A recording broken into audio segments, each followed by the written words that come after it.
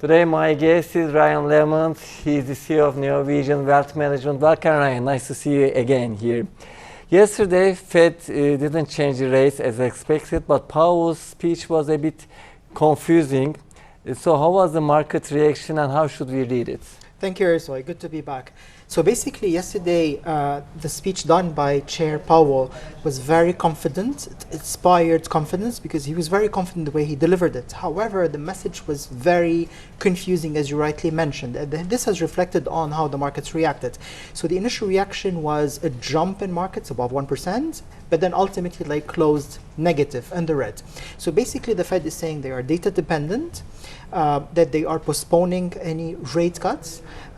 But the problem is that there's a conflict of what is happening. They've started tapering QT, so they reduced it from $60 billion each month to $25 billion, which is expansionary. This is not restrictive, and doesn't go hand in hand with interest rates that are as high as 5.25.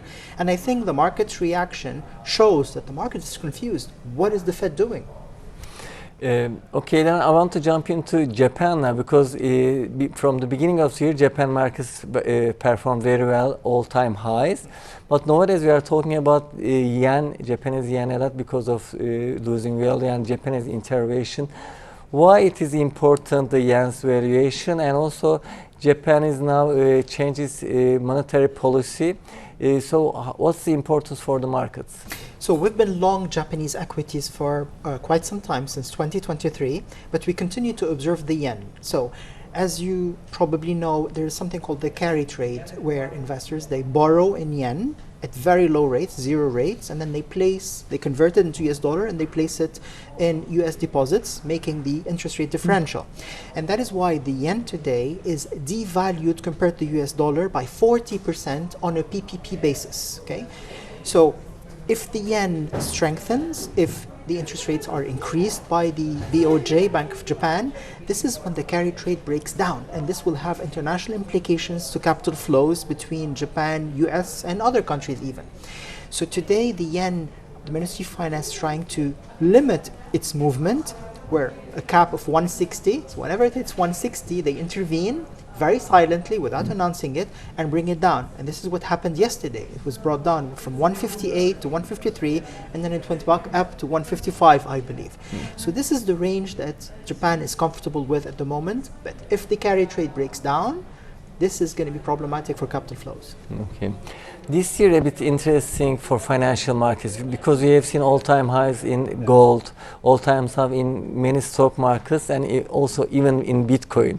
But I want to jump into gold. I mean, it went up, then there's a little correction. Will it continue to go up, and are you investing in gold? We are investing and recommending to all of our clients to invest into gold. This is following 2022, when most of the BRICS countries and a few other countries as well started buying gold in massive quantities, central banks of these countries.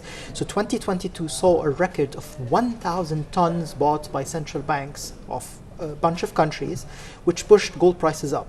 2023 continued at the same pace, also record buying, and 2024. So central banks are buying gold. This is very supportive to gold prices, and we do believe this will continue because sovereign debt today is a problem, and the only way to support a country's currency is by backing it with gold.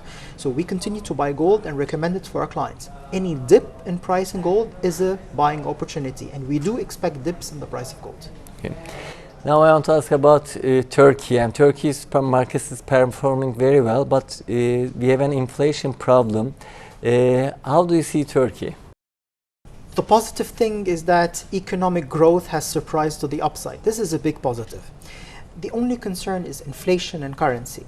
So inflation has to be fought with higher interest rates. If we decrease interest rates, this is supportive of companies who want to borrow money. However, this creates inflation. And when we create inflation, even though companies benefit by borrowing at less expensive rates, but then consumers don't buy the products of these companies, which is quite bad.